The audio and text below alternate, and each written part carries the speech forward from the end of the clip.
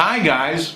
One of the most difficult sections of the IELTS speaking test are questions parts 2 and 3 that ask you to describe something in the present time and what happened in the past and what might happen in the future. Here's an example of how to answer that series of questions, and the topic is who becomes famous these days.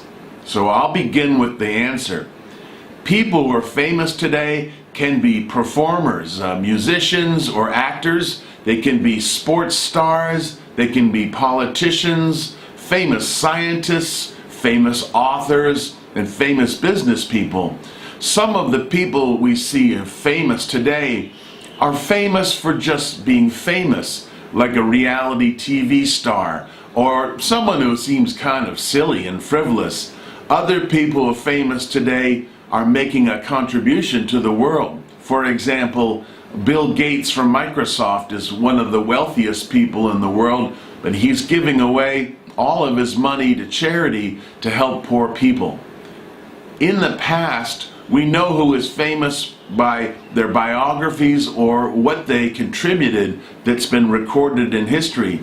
For famous musicians, we know about Beethoven, Chopin, Bach, and other composers. For famous authors, we know about Chaucer and Shakespeare, and even the ancient Greeks. We know about the scientists like Newton and Darwin, and we know about famous politicians and other people who did something that's been recorded.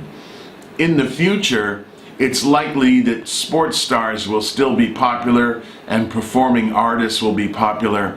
I hope in the future that the people who are famous are someone who does something really important for the world. It could be a scientist who discovers how to make the best use of solar power. It could be a business person who's successful, who gives his or her money to charity to help poor people or to help solve a problem in the world. I hope in the future the famous people will be famous for doing something good. So in that type of answer, we've talked about all the different types of fame in these days, and then who is famous in the past. We know that because of their music or their writing or something from history. And then in the future, you can give your opinion about who might be famous or who should be famous. You can discuss what fame really is. Do you know anybody famous? Is there someone famous that you follow? All of these are great ways to structure your answer for the IELTS speaking test parts 2 and 3 to show that you've thought about fame and history and art and business and music and can mention specific names from the present or the past. That shows that you have been studying well.